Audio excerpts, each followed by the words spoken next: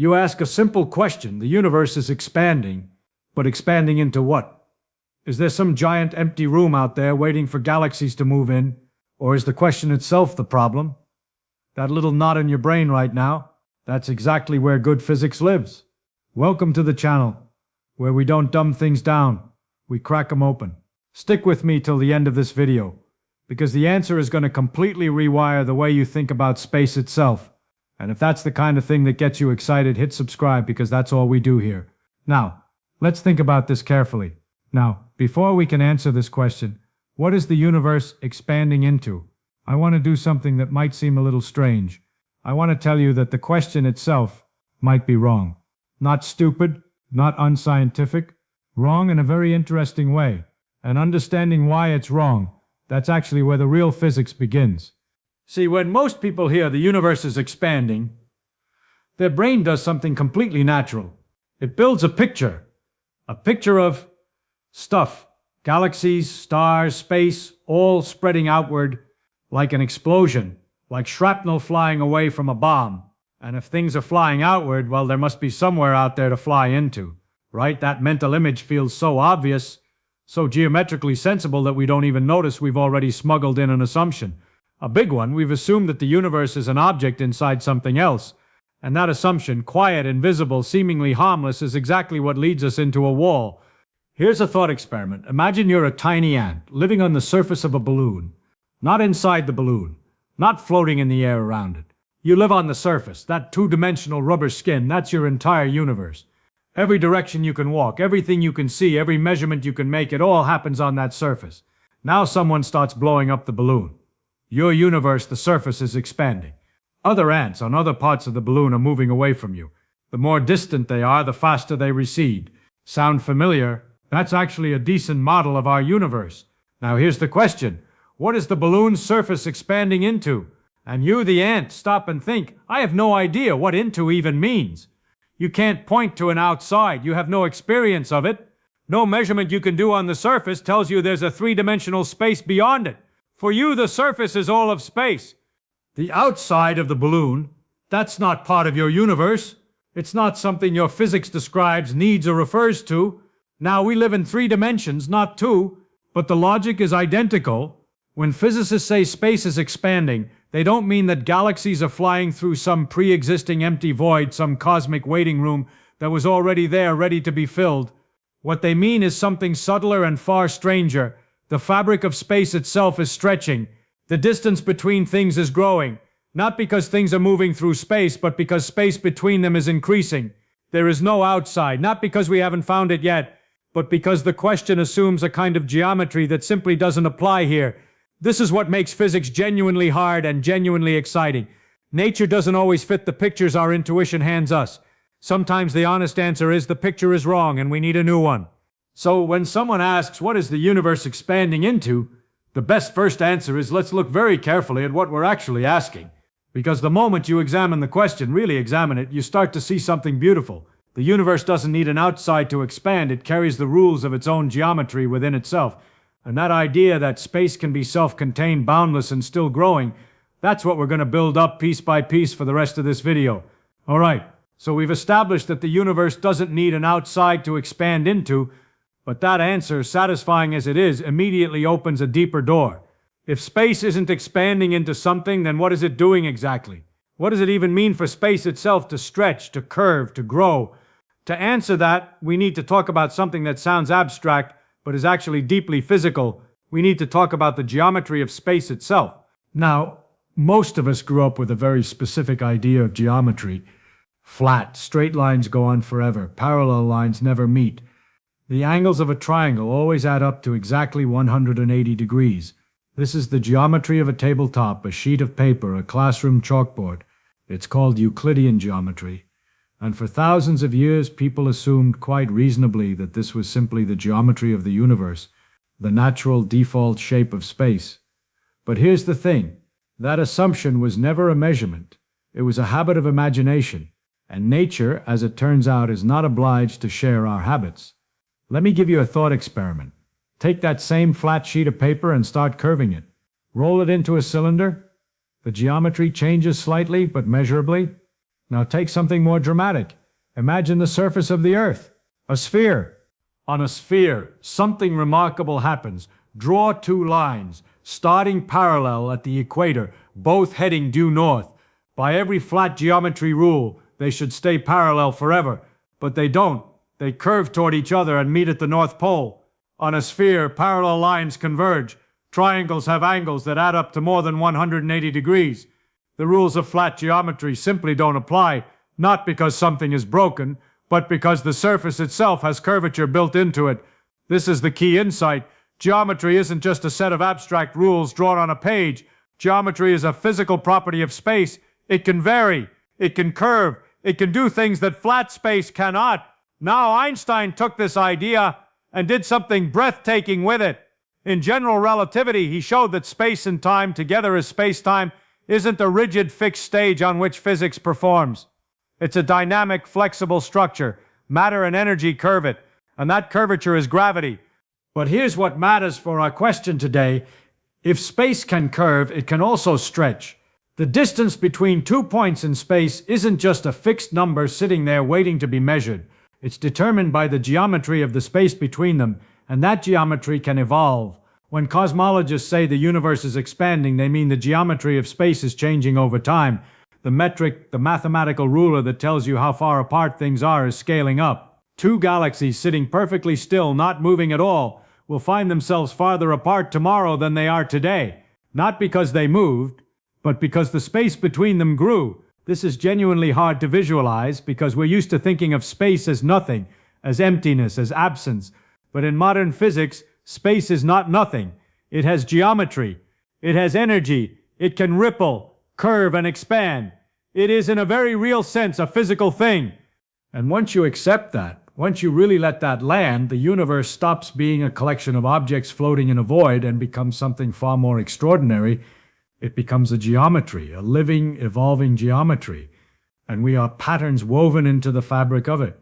Now, at this point in almost every physics explanation of cosmic expansion, someone brings out the balloon. And honestly, it's a good analogy. It does real work. But it also has limits that most people never mention. And I think that's a shame because the limits of an analogy are often where the deepest understanding lives. So let's use it. Let's squeeze every drop of insight out of it. And then let's break it carefully, honestly, and see what's left.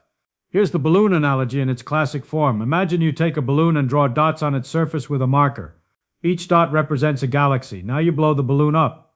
Watch what happens. Every dot moves away from every other dot. Not because the dots are crawling across the rubber. They're just sitting there stationary on the surface. It's the surface itself that's stretching. And here's the beautiful part. There's no special dot. No center. Every single dot sees every other dot receding away from it. Every dot, from its own perspective, looks like it's at the center of the expansion.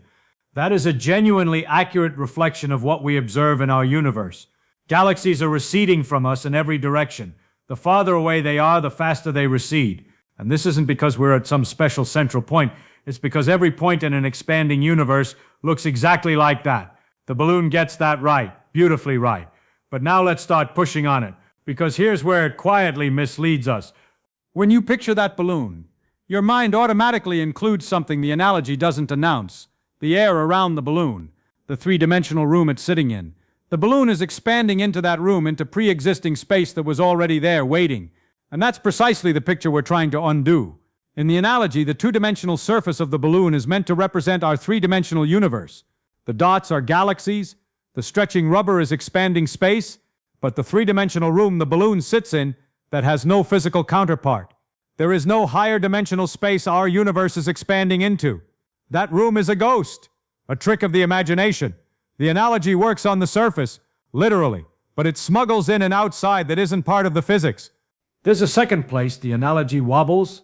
The balloon has a center, a point in three-dimensional space, equidistant from every point on its surface. The expansion of the surface is, in some geometric sense, happening around that center. Our universe has no such point. There is no center of the universe sitting somewhere, the way the middle of a balloon sits inside it. The expansion has no central location. It's happening everywhere, simultaneously in the fabric of space itself. The balloon makes this feel like there should be a center. That intuition is wrong, and it's the balloon's fault. So why do physicists keep using it? because despite its cracks, it captures something true and vivid that almost nothing else does. The idea that expansion is a property of the surface, not motion through a background. That galaxies recede not by moving, but by the space between them growing. A good analogy doesn't need to be perfect. It needs to carry you far enough that when it finally breaks down, you're already standing somewhere new. The balloon carried us here, now we leave it behind. And in the next section, we go somewhere the balloon simply cannot follow, a universe with no center, no edge, and no outside, which, believe me, is even stranger than it sounds. All right, this is the section where things get genuinely uncomfortable. And I say that not to be dramatic, I say it because if this idea doesn't make you a little uneasy, you probably haven't fully felt it yet. We're going to talk about a universe with no center, no edge, and still somehow finite, or possibly infinite, and expanding in both cases. Take a breath. Let's go carefully. Start with something familiar. A straight line. It has no center, or rather, every point on it could be called a center, equally. And it has no edge, it goes on forever in both directions. That's one way to have no center and no edge, just be infinite and flat. Most people, when they imagine the universe, imagine something like this. Just space going on forever in every direction. Infinite, unbounded, no walls, no edge, no this is where it stops. That's actually a perfectly valid cosmological model. And in that model, the question, what is the universe expanding into, has a clean answer. An infinite space can expand and simply be larger at every scale without needing room from anywhere else. Infinity scaled up is still infinity. The geometry just stretches. Fine, but here's where it gets stranger. There's another possibility. A universe that is finite, genuinely finite, with a measurable total volume, and yet has no edge, no boundary, nowhere you could reach and say, this is the end. How is that possible? Go back to the balloon surface for a moment, not to use it as a model of expansion this time, but just to borrow its topology. The surface of a sphere is finite. You can measure its total area, and yet walk in any direction for any distance, and you will never fall off an edge. You'll loop around. The surface is finite but boundless. Now take that idea and lift it into 3 dimensions. Imagine a 3-dimensional space that curves back on itself, so that if you traveled in a straight line long enough in any direction, you'd eventually return to where you started, like the ant on the balloon, but now in your 3-dimensional world. That universe would be finite, but it would have no edge, no boundary, no special center. Every point would look identical to every other. Every observer, everywhere would see the same expanding universe around them. And here's the part that really deserves a moment of stillness. In either case, infinite or finite but boundless, there is no privileged location, no navel of the cosmos, no point you could travel to and say, this is where the expansion is coming from. The expansion isn't happening at a place. It's happening at every place equally, simultaneously. We feel instinctively that explosions have centers, that growth has an origin point, that somewhere must be special, but the universe is not an explosion in space. It is an expansion of space, and that distinction demolishes the idea of a center entirely. This is, I think, the hardest idea in cosmology, not because the mathematics is impenetrable, but because it asks us to abandon a deeply wired intuition. The intuition that somewhere out there is a middle. There isn't. You are not near the center, you are not far from the center. There is no center to be near or far from. Every point in this universe, including the one you're standing on right now, is in the only meaningful sense at the center of its own observable universe. Not metaphorically, physically, actually. Sit with that for a moment, because in the next section we're going to look at what the equations say and find out that reality is even more precise and even more strange than the words alone can carry. Now, we've built up a lot of intuition. We've dismantled a bad question, rebuilt it as a better one, stretched and broken analogies, and sat with some genuinely uncomfortable ideas about centers and edges and the shape of everything.